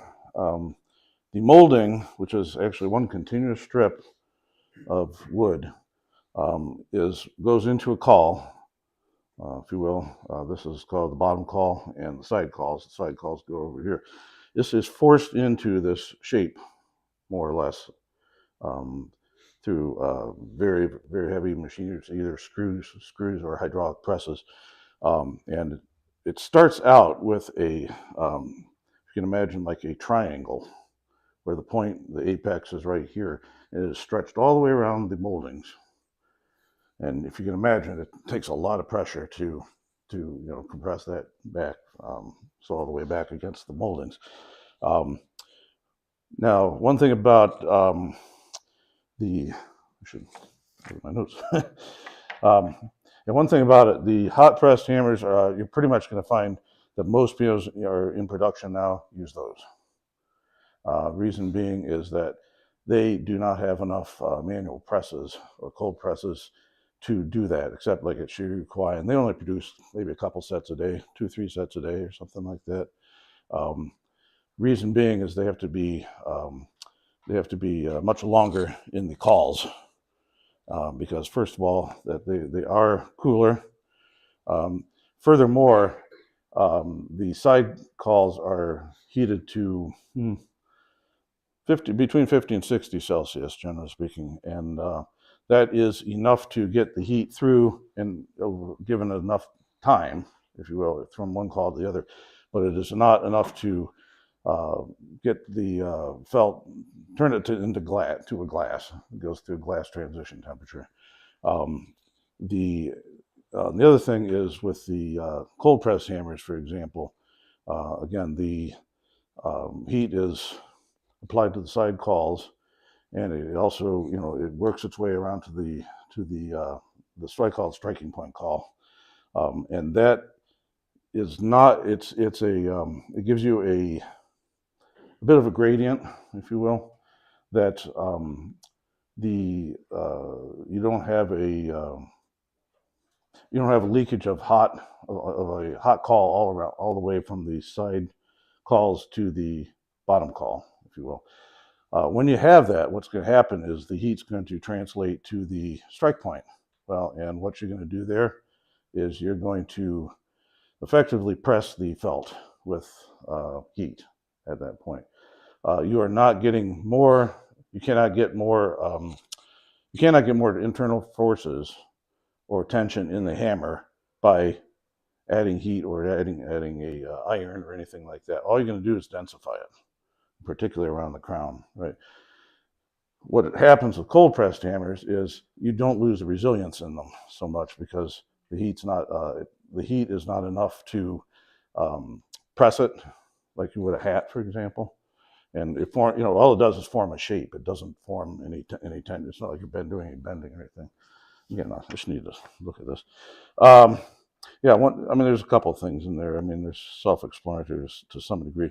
But one thing about hot pressed hammers too is in the morning, generally the side calls are heated quite a bit, and the striking point call does not heat up for some time. So you essentially get a cooler hammer at the crown at that point. And by the time that they've made a set of production, because it's about 25 minutes or thereabouts for each set, by the time you've gotten into the later morning, afternoon, you start putting a lot of heat into the crown of those pianos, or the piano hammers, and you get a substantially different gradient, if you will, there, where it's a lot of heat and not much pressure, if you will. Does that make any sense? Yeah. Now, to understand this, that the more heat you put in the tip of the strike point, Mm-hmm. the harder the hammer's going to be at that point, and it's going to make for a Well, it's going to be non-resilient, regardless. Yeah, but it has internal compression that you could relieve with needle, right? Because you're saying, mm-hmm. The fibers are being pushed together. Yeah, they're being pushed together. Right. So. But it's not a gradual process. You know what I'm saying? They're pretty much heating, the entire surface, if you will. Not it's not leaking through so much. And when it is, it's hot enough. It's 100 Celsius. It's hot enough to radically alter the felting itself. Where you're essentially when they make hammers and they're felting it. If you can imagine a bunch of tangled up ropes, for example, those would be sort of what the fibers do. And the more they get tangled up, the harder it is to pull that apart. Okay. So that felt that's applied to the molding, mm-hmm. that's sky, isn't it? It's got a skive, point, yeah. almost. Like Well, that's how they cut it. Yeah, if that's what you want to call it. Yeah. Just a description, mm-hmm. and tapered, of course. Right. Okay, so I do want to differentiate what might be considered what the current cold pressed hammers versus the hot pressed hammers. Essentially, cold pressed hammers they're again low volume for the most part. Ronson's one, Isaac is another one. The Shigeru's are somewhat cold pressed. They don't use much heat. And there's Serge Harrell. His hammers, I believe, also were also made that way to some degree. But as I said, it's a long process, and it takes a lot longer to make a set of hammers. It's not economically going to be viable, except for the exceptional the Shigeru's, for example. It's amazing, and Ray made hammers for endless years, and I cannot believe how reasonable the price he charged for those things. That's a lot of work. you know, and with the skiving and all that stuff. Anyways, so those are the two main hammers, the two types of hammers here. Now, what does that tell you? How to analyze tone, how to voice, or anything like that? I mean, is there any use to knowing just that? Yeah. What? Oh, you're starting with a basic product that's going to run that feature from the get-go rather than have to create. Well, there's two ways of making it. I mean, if you're making 200 sets a day or something like that, Yamaha, whatever. And the hard hammers, the hot pressed hammers are generally Yamaha, Renner, Abel. Sometimes they have less heat on certain particular hammer numbers. Are you saying too that you can voice either of those hammers to You the can. same?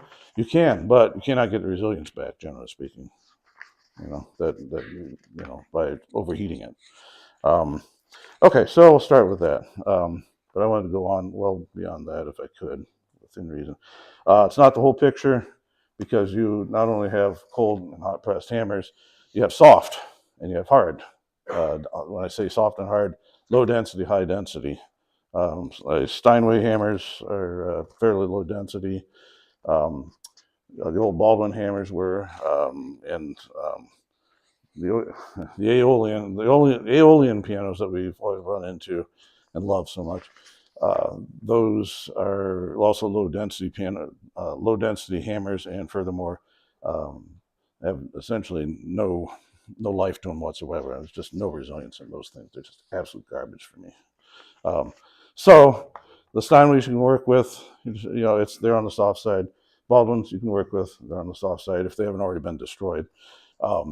So there's that, and that's kind of what they call pressed felt. I mean, they take that, and it's not layered in the sense that a Renner hammer is layered. And the Renner hammer, for example, Yamaha hammers a lot of times. If you notice, filing those hammers, it's very difficult to get both those directions, like really to line up really good on the crown. So you have some difficulties getting a very good surface. And that's because it has such a pronounced tendency to layer. So what you have there, as I said, is more, you have interlocking fibers, but you also have pretty dense, so you have a very dense hammer.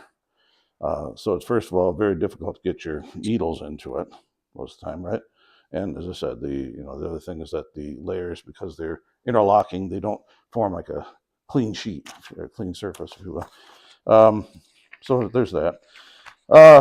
So those are a couple of different varieties, if you will. You can have a cold pressed hammer that's pretty dense. The Isaacs are very dense, but they also have a lot of stretching taking place in the fibers inside. That gives you quite a bit of resilience. And I'm going to talk about resilience in the sense of hammer stiffness here. Hammer stiffness, okay, so what happens with a hard hammer, or stiffer hammer, if you will, that has a shorter contact time with the string. It does not develop in fact, there's some pictures I'll show you along the ways. And what that effectively gives you is a brighter tone. Okay, so the left stiff, softer hammer has a longer contact time, and you'll see it actually on one of those pictures. You'll see the development of that particularly soft hammer. I mean, it's mostly it starts a little earlier than the rest of the harder hammer, and ends a little later than the other one. Where are we? Okay. Well, anyways, this is if you look at C under hammer stiffness, it's talking about the traveling wave of the string, which will send the pulse down to the A graph from the hammer assembly and reflect from the A graph. Similarly, it will happen also at the bridge. Okay, what will happen is the contact surfaces actually, gravity is not sufficient to, I mean, this doesn't sufficiently work in 5 milliseconds or 7. It will drop almost nothing. Okay, what you will get is a release as it's starting to, you've already reached the maximum compression on the hammer, So the hammer can go like this, and it'll open up just a bit like that, but there's potential energy in there that pushes it off just a bit. Furthermore, as I said, those pulses back from the reflections back from the agraphs, I should say they're inverse reflections, so they're upside down. Okay, and that's what ends up knocking the hammer off the string. It absorbs some of the energy, of course, from the string, but that's how it is. Anyways, it's kind of a complex. What am I saying? What's that? Yeah, you could say ballet of movement here and there. And I mean, you're going to have a pulse wave coming back here, contacting here. Effectively, you're setting up a sub speaking length. And it actually can go back and forth depending on, like particularly in the treble, go back and forth quite a bit between the hammer and that. Okay. However, this is where I come to my good stuff here. Everybody recognize these? Okay. We have a super ball. We have a golf ball. I'm trying to hit the folder. I'm going to try to drop these at exactly the same time. Okay, which one bounces best? Okay. All right. Thank you. What do you notice about this?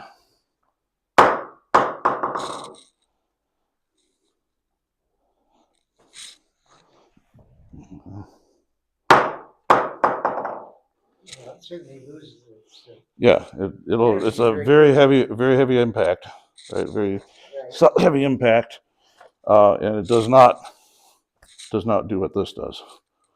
It doesn't squeeze, if you will, and that's why you don't get I mean, you'll never get the full amount out of it. But and then the tennis ball we have here.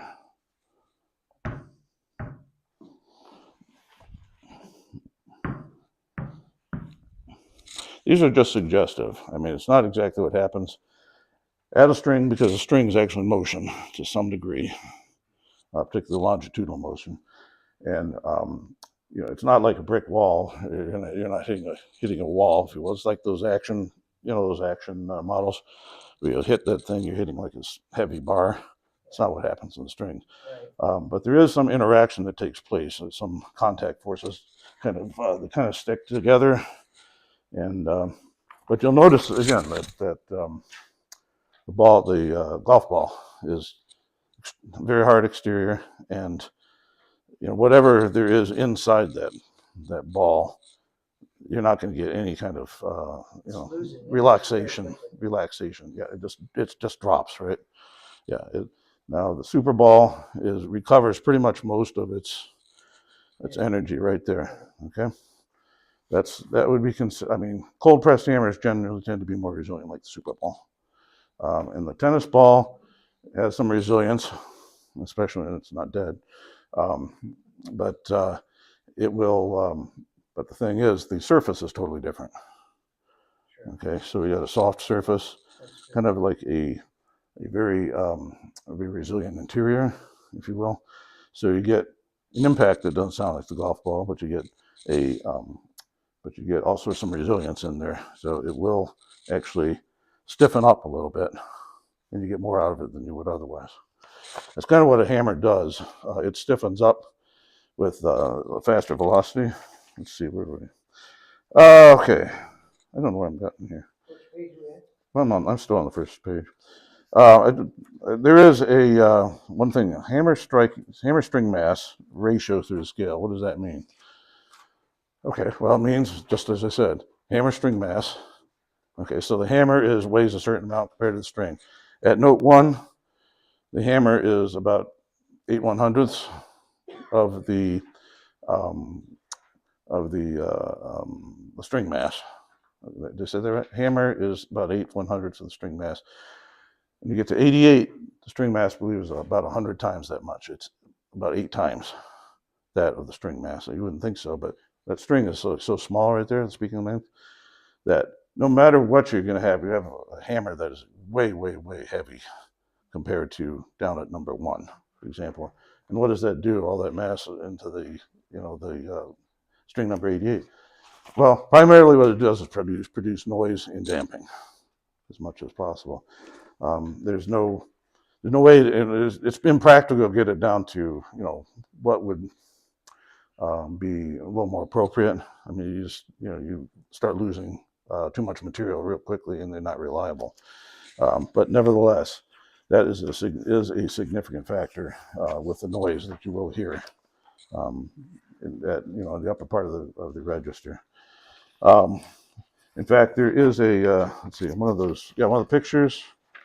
In picture number, where are we? Yeah, picture number 3. Okay, that is essentially about what happens to, this is a logarithmic scale right here. So it looks like a fairly mild slope, but what you got is they've compressed the whole thing down from 10 units to 0.001 units. So that particular change from like 8 hundredths to 8 units, that's the only way you can get it on this graph, for example. So does that make any sense or not? It's just a logarithmic graph. That's how they do it with big quantities and small spaces. Where are we? Okay, page 2, dynamic hardness. Okay, static and dynamic hardness. Static hardness, what does that mean? It stays, essentially it stays the same hardness without any change in the stiffness of the hammer. And therefore, what happens is that your contact time with the string stays the same, both for soft and loud playing. Okay, it doesn't matter, because effectively whatever you're putting into that string is dependent on the velocity. Okay, so if you double the velocity, for example, what you're doing theoretically is doubling the displacement of that unit. That's how it happens when you have a hammer that has essentially no internal forces at work to speak of. So in other words, you're playing one of these.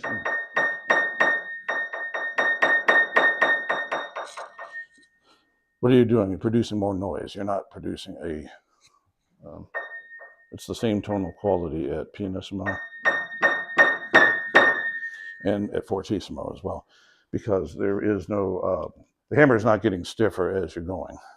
So it's more of a, no matter, you can have a soft hammer, or you can have a hard hammer, okay, but they don't change at all, no matter what the velocity is, okay.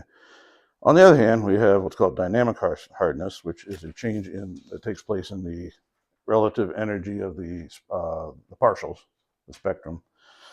And what that happens, when you've got internal forces, one way or the other, as you increase the velocity, the hammer starts acting as a harder and harder spring, if you will, or a more stiffer spring, I should say.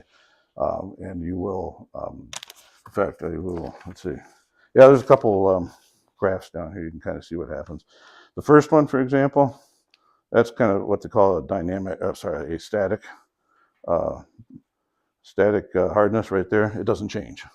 That line at 4, that's right in between, the two graphs right here. That is a linear function, if you will. You can have one that's lower.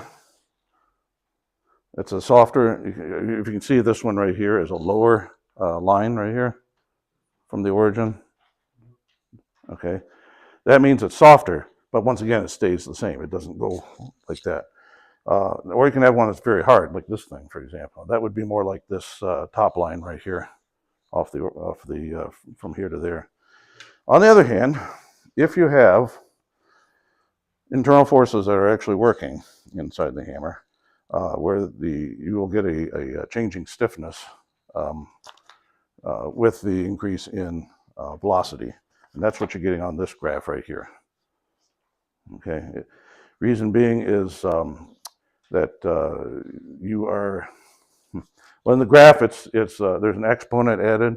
You have this is what's called Hooke's law, F equals kx, but then they add a, that's the static one, but then they add a exponent on top of the x. So that p could be, see the p, that could be various values.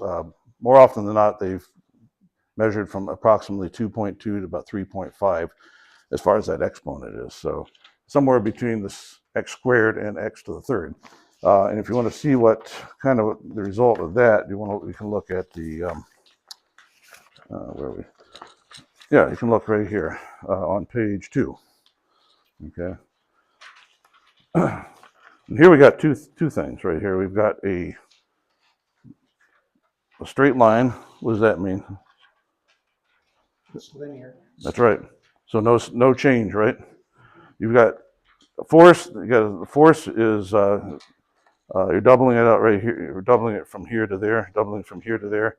All it does is go. It just how should I say it? It does not move exponentially up. This one does.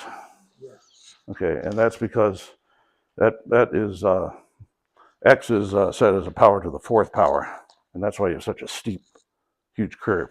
One thing you will notice, though, if you follow this graph up here, your compression, or displacement, they say displacement, but it's the compression of the felt.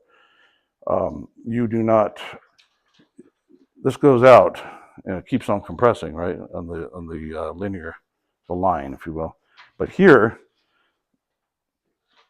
it's considerably less as you go up right here. So what that's telling you is it will stop compressing after a while, and that's where you get your reversal of the resilience in the hammer, and that's where it'll come off like that. You know what I'm saying? So all these differences that you're showing us, All the differences, yeah. all between the stiffness and the Mhm. forces, Mhm. can occur with either hard or with heat press or cold press? Generally, it's much more likely to get them out of cold pressed hammers. Yeah, because again, when you heat them, on the exterior primarily, or if it's heated all at once, you do not have a whole lot of internal functions of the fibers. You can get if you prick it with felt, for example, you can do that, but all you're doing is chewing up the interior of the hammer. You know what I'm saying? To some degree. Where was I? Let's go on. Anyways, so any questions on nonlinear versus linear hammers? That makes sense? So do you always favor then cold press? I do, generally speaking. Okay. However, I mean it depends on the piano. I mean, it works better on certain pianos than others. I mean, in Europe they use the hot pressed all the time, but that's primarily So what they're looking for. So if a piano has hot press, you're going to use the same hammer if you're replacing. I'm lost. If a particular piano has hot pressed hammers on it. It might or it might not be. I mean, well, what that's going to bring is generally a little more linear progression, but also often a brighter sound because it's a very dense hammer, the Renner hammer. Is there a tell just by looking at the hammers whether they're hot or cold pressed? Well, maybe. Pass these around. Okay. Try twisting this back and forth. Right, like this. Try that, and then try this. Okay. Now try these. Those are Ronsons, cold pressed. Okay, so yeah, I mean, you can definitely feel Very the much. difference. Yeah. Yeah. There's a couple more. This is a Abel Natural and another Ronson. Now the piano itself, sure. The piano itself will also tend to show you what hammer is going to be required or should be required. For example, put a set of Ronson hammers on Bosendorfers. I've done it, but it really doesn't. I mean, it doesn't work quite as well as you'd think. We put them on, we have them on the Arno piano, for example. Okay. In fact, those things are so, first of all, a hammer won't solve all your problems. Okay, if you have a superstructure of a piano that's weak, or the soundboard's, you know, not efficient acoustically, you know, you can put all the lacquer on it you want and everything, but it's good. You know, what's it going to give you? It's going to give you a certain amount of dynamics at all, you know, where the partials are similar at all levels. Sure. I mean, you can get to a certain point and you can do a little needling here and there. That won't fix the problem. And I must say that I know Dan, when he's checking on pianos, he carries several types of hammers, right? Yeah. And you're trying them on various pianos. Does this come into your decision, cold or hot? I let the piano tell me which one to use. But you try both? I try all kinds. Yeah. But the piano is the decision maker, not me. And would you ever mix up hot and cold on one piano? I wouldn't think so. I It's would possible. think so, but if he's listening to It's what the piano possible. wants to tell him, It's possible. he might switch it up. That's within one set of hammers. Within one set, yeah. We're not mixing up sets. Yeah. Like the bass has one kind of. Yeah. We're not doing that. Yeah, I see. So. Yeah. Well, there's also, you know, there's reasons to consider turning the hammer around too. I mean, just due to the way it was pressed, for example, in the call. I'm on to page 3 right now. Quality of tone. Just okay. Let's say we have cold hammers, hard hammers, whatever. Soft, whatever. Non-linear, linear. Does that give you necessarily a nice tone? Okay. There's a lot more to it. And okay, your strike point is very important, particularly up at the top, but it goes down quite a ways on certain pianos. I mean, even down into the A-graph octave occasionally. Flexibility of the hammer shank. Now Shigeru Kawai, they do. They go the opposite way of W&G. They put some flex into the. I shouldn't say flex, but they'll shave the hammer shanks a little bit. Yes. I mean, I'm talking about the height and it's a little bend more. First of all, you'll get a more resilience in the shank, and whatever you get out of the piano is going to be limited by the angular velocity of the hammer shank itself as it moves around its arc, if you will. However, if you have a little bit of that flexibility, you have actually some greater dynamic range. Should stay on the string just a little bit longer. It will stay, and first of all, also, at least theoretically, it will the localization of the hammer will be a little bit uncertain because it'll be twisting this way and that way, etc. But okay, density of the core compared to the layers above and the surface. Okay, so we want it super dense in the core, right? And why would that be? The core, the hammer, the center. Yeah, yes. Okay, these are on part of the story. That's why I have this thing here. Okay, we'll go into that. Hammer weight. Okay, consider that the hammer is much heavier than the string at higher frequencies. So start putting tons of weight on those hammers. Did I tell you how to show you how to do this? Just twist them, twist the shoulders and the crown like this. You know what I mean? Oh yeah. And try the obbles and also. Where was it? So excessively heavy weight is going to give you a lot of noise and also quite a bit of damping as well, because it's still a piece of felt that hangs on note 88 or 80 or anything like that. You don't want to really kill sustain way up in there if possible. There's just not much to it, or get a lot of minimize as much noise as you can. String coupling to the nearby strings. That's part of phasing of the strings. So the phasing of the strings where they start off at the same time when the hammer first strikes them. No matter what you do, they will not stay that way because it's an unstable situation. As soon as you hit first of all, is any variation whatsoever in the hammer, it's going to move one ahead of the other. If it gets to the bridge, there's going to be a difference in coupling, coupling of the bridge. That will also get them out of phase. If you want to be way ahead of the other, and then they'll catch up, they'll fall behind. The only time they actually are in phase is right at the beginning, if they are at all. But that's a very important part. And strike angle of the hammer, the string, that's more of that I'll show you later. Treatments, voicing, what can you do with lacquer? What's your favorite now? Collodion? What? Nothing? No, well. I like nothing as much as possible. Just trying to get bounce, however I can get Yeah. bounce. Yep. Yeah. That's basically it. So if you glue everything together, you get bounce. Oh, if you soak it with alcohol water or softener or whatever, you get bounce. Yeah, it depends. Yeah. It depends if it's too hot. You will get less stiffness. If it's too stiff, You- you don't want too stiff. Yes, well, again, we'll come into that. But I don't have the Super Bowl, but yeah, how do you get bounce out of a tennis ball, for example, too? So there's a little bit of that as well. But anyways, lacquer can be used. Shellac, key top, B72. Hammer softener, shoulder needling through the radial part of the hammer. Crown needling, it's used a lot, especially on Steinways in the concert halls. Side needling, which is in the core or around the core.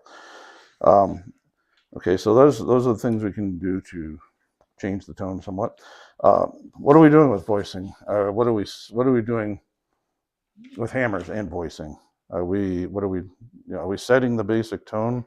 Are we setting the balance of it? I mean, there's a whole lot of stuff. Are we trying to mask up the fact that we have an extremely lousy transition there between the bass and the tenor? Do we have a killer octave here? Do we have an extremely noisy duplex scale, front duplex scale? Do we have, or is the strike point correct to begin with? There's various things. Right. So, once again, clunking attack, lack of power. Here we want consistency. That's consistency. Well, yeah, we can have a consistent with poor result too. yeah. Right. I'm saying that's one of the big things. So right, consistency. That's a good point. But clunking attack, lack of power, clicking. Yeah. That's a physical thing, right? Yeah. You know what clicking generally is? It's a disc. Loose, Yeah, but in joint. the movement itself of the hammer, it's a discontinuity, an instantaneous discontinuity that takes place where there's all of a sudden, it doesn't carry through because you've hit the string and you got a loose joint. Yeah. So, what was I going to say? Okay. In other words, what's wrong with the rest of the piano? So you're going to fiddle around, because let's say you have a really weak killer octave or something like that. What do? Dump hardener on it, whatever. Or softener and hardener. You could do both. There's various ways to do that. You might get the shoulders much more, I won't say resilient, but at least they're free. You might leave the core tight. There's various sounds that you will get out from different experimenting with different hardnesses and softnesses at each part of the hammer. So it's fairly complicated. Yeah. Now, one thing I was going to say, I don't have those hammers. I'm not going to cut them apart, but it has been done. Take some like a set of Ronson hammers, for example, or Isaac. Slice it right down the crown to the molding. A lot of times you'll see it peel like a banana. I mean, there's enough, and you cannot close that thing up. There's other pianos, the Aeolian ones I talked about before, or to a lesser degree, the Renner hammers. There's not much there. You get it to open up, a little bit. I mean, there's just nothing really holding. I mean, it can't really move around. I mean, it should be opening up a little bit if all the tension's been released, from the surface to the core. And as I said, the Aeolian, I mean, essentially pretty much does nothing. And like Baldwin hammers sometimes are garbage too on the verticals. Here, That's a different thing. I was going to do one or two other things. This is another thing that is not as significant. Well, there's a couple other things like ironing. Is that going to increase your resiliency? Yes, it is. How? I don't know. I How? don't think so. Resiliency comes from the Internal motion. internal forces from the fibers being wrapped around each other. I mean, whether in layers or being pressed, I mean, one way or the other. You cannot get that with ironing. You cannot get it. You really can't get it with hardener either. I mean, you can harden certain parts of the hammer as necessary to try to get a little more color change, if you will, through velocity. Alcohol and water. Well, it really does. I mean, it'll soften it really well. I mean, you get a nice tone. We got a Yamaha C7 out there that I hit with alcohol and water, and brought it way down. And I mean, the hammers are getting old anyways, and it's an old instrument. It was dead. It's not like cotton balls. It has not had any lacquer whatsoever. It has had filing, and it has had a lot of needling through the core of the hammer. I'll get to that shortly. This business right here, do you know what this is? Well, Any idea? yeah. Okay, you do. You're brilliant. It's the direction that hammer is going to turn when you hit the string. Well, what's the direction going to be? Well, it's What's the forces? I mean, involved there. Obviously when the force of the hammer is going upward, it's going to have a tendency to deflect. Correct? Well, no, anything in a circular motion. It's going to deflect towards the core. Well, it's going to. I mean, essentially, if you can consider this thing an entire rigid body, if you will, and it's turning, right? Anything along that the circumference is any force that's in contact with it is on a tangent to that circle. The thing about it is that your shank's at 9 o'clock right here. Right. Okay, so you would think that you get a perfect strike straight up and down, but the problem is that your hammer is not at 9 o'clock.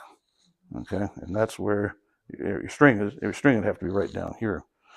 So what happens is that if you draw the resultant here of these two, the resultant of these two vectors, the horizontal and the vertical vector, you get this, and then your tangent is going to be perpendicular to that. That is where your hammer actually goes.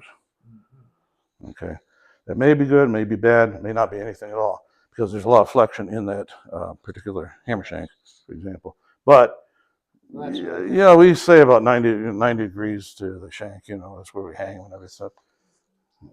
You may want to experiment with that, and because I've seen some considerable improvements. As you nail or file, you're going to get a different. Well, yeah, you can over center, under center too. But like Becksteins, for example, I've tried working with some of those because they have the A graphs up there. It's very critical sometimes that particular angle. I don't even know if the new ones do that or not. But anyways, that's just something to again, things to think about. There's a lot to it. And quickly go through these. As I said, this is the force time pattern. So you're increasing your force, but it's if you look at the very bottom part right here. Hey Scott, show the class. I'm sorry. The very bottom right here. You see this little hill right there? Yeah. You can imagine this is the time period of the contact right here. See how you can see how it starts earlier, ends later. So it's definitely a longer contact time. The shorter contact times, what do you get? You get these steep, sure. Stuff like that. That is your. Was someone saying something? Oh, I thought someone. That is an example of with a certain amount of force, you're getting less. You're getting less compression, but a spikier, stiffer. What's that? Wait. A spikier, stiffer spot on the string where you're actually contacting. Okay, here, well, I shouldn't show you this, but anybody recognize what this is? You can't tell. Gene, you can't tell them. Okay. Well, these two, anyhow. Okay. This black dot, big black dot, right? And a rectangular sort of yellow thing. The string is the black dot in axial direction. The yellow is the hammer itself. Okay, so there is some. This is not exactly what happens. It's suggestive, though. This is kind of what happens. So, there's a displacement that takes place in here and there. And if you get the more involved theories, for example, there'll be little bulges up here and there, and you'll actually find this thing up on a little bit of piece of felt in the center, because it kind of comes back, if you will, from the distorting. It's quite interesting, actually. Anybody know this? What could that be? This is from contact mechanics, by the way, just so you know. This is this thing right here. Close. V-bar or A-graph, well, it could be A-graph, V-bar, whatever. Essentially, it's a rounded, I mean, in this case, it's a rounded V-bar insert and the string itself. Okay, that's neither has nothing to do with hammers, but it's kind of it. But the contact forces are very much, very much in there. Okay, and I think that's it, really. Force time thing, but we haven't done this magical change we're going to do here. Maybe. Well, here's a great piano. All right, so I talked about, anybody want to try pinching that hammer on the side? On the side. Side. Turn it, twist it, and usually you can use your fingernail on it too. What would you say about that hammer? Okay. You just drop, I think we just dropped the screw somewhere. Oh, it's probably your bag. Oh, no, there it is. Thank you. Thank you.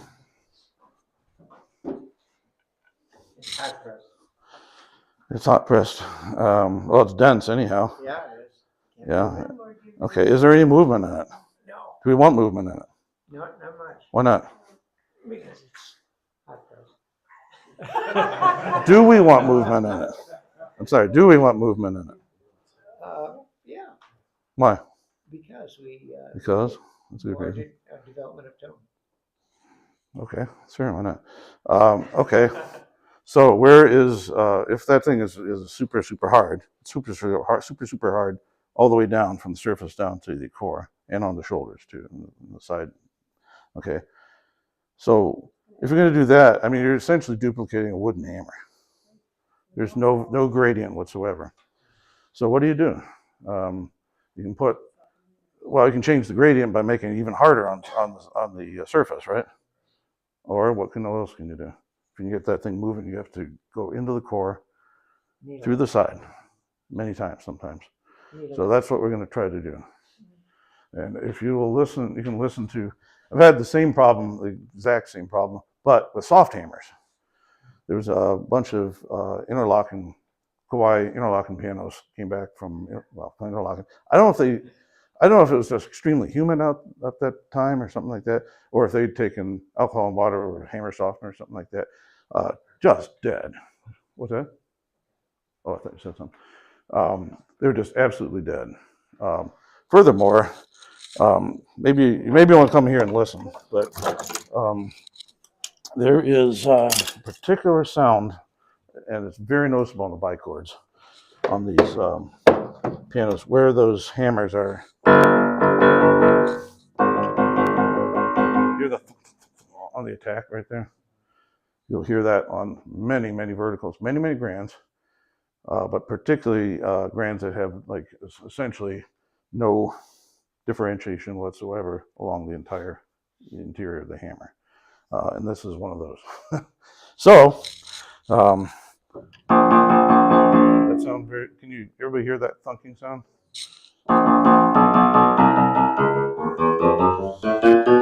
You can hear it up there, but it's all the way up to the top. I mean, Problem is, it's not that easy to do that, but I'm going to. You're gonna make one note stand out. Hmm? Yeah, well, generally, I do like to. Actually, kind of soft on the center. This might not do it. First of all, there's no underfelt, and usually that creates more of an issue either. But here, I may have to go 25 times on each side and at an angle. This may not do it, so, but we'll see. Mhm. If I'm understanding, basically what you're doing is, for lack of a better term, waking up I'm internal belt. trying to get it to move. I mean, So that it can compress and give you the dynamic. yeah, you have to have some movement, I think. I mean, yeah, I mean, otherwise, you might as well have the molding all the way to the surface. I mean, if you have this much of the hammer working, that's not a hammer. Whatever you want to call it, right? Well, let's see if it's any better. Where's the screw? Yeah, we picked this piano, because it was less than ideal. Let's put it that way.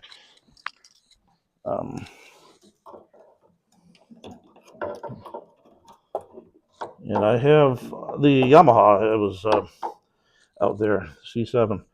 Once I softened up the hammers, that had that thunking sound.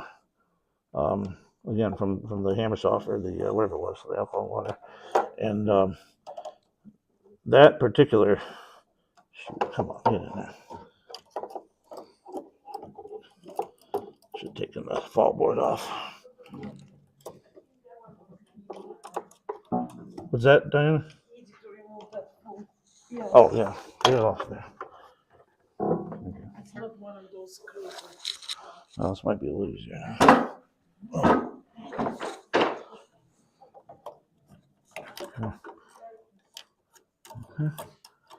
Yeah. What's that? Oh, no. I haven't worked on a vertical in a long time with traveling hammers or anything. Now if you're gonna make one hammer right, you're gonna make No, believe me, nobody will notice anything on this thing. Let's see if that does it. Okay. Oh, here, let's do.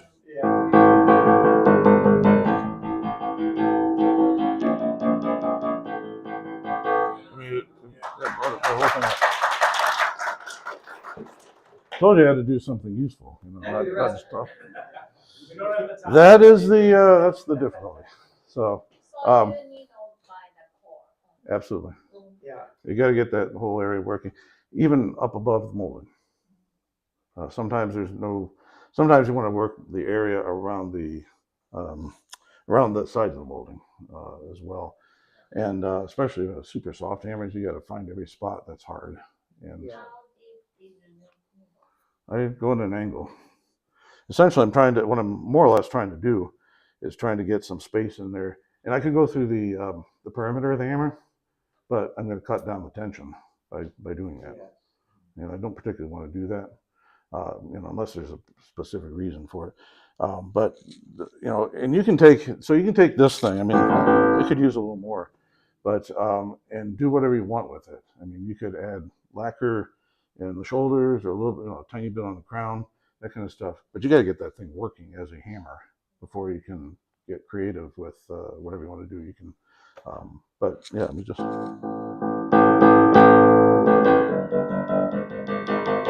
distance go anywhere. As long as I can tell. No. Well, it depends how. 6 months. Yeah, I've done them for years. I have a customer with an RX2 that has had it for years, and this is one off interlocking. And I mean, I couldn't stand the thing, so I spent 3 hours pulling off hammer shanks and going at angles. And he said, well, "What'd you do? That thing's so incredible." I said, well, okay, it's got some tone now, but you'll find out on other verticals. As I said, you'll find it on soft hammers. Now, soft hammers, of course, is not that there's space for the needling, for example. You don't even need to necessarily needle for that reason. What you need to needle for is to create whatever possible space there is to stiffen up the top part of it. Okay, and you will get rid of that noise, and you'll bring up the dynamic range even on soft hammers if they're not too. I mean, Steinway hammers I haven't had much luck with. I mean, they're just a little bit on almost too soft to do that. But Ronson hammers, a lot of times it brings it up real quick, and it doesn't take all those times through. And I needle the underfill too. I mean, you wouldn't think so, but I mean, sometimes I won't do this at all, but I mean, there's very definite times when you hear something like that, you got to address that before you start messing with lacquer or any of that other jazz. Any other questions? Any questions? Very good. I might mention I actually like to use Glover's needles, but I didn't switch it out. Do you like Glover's? In the center. Oh. I like to tear it up as much as I can, if it's necessary, like on this one. There we go, guys. 8:30. 30 is not 9 yet.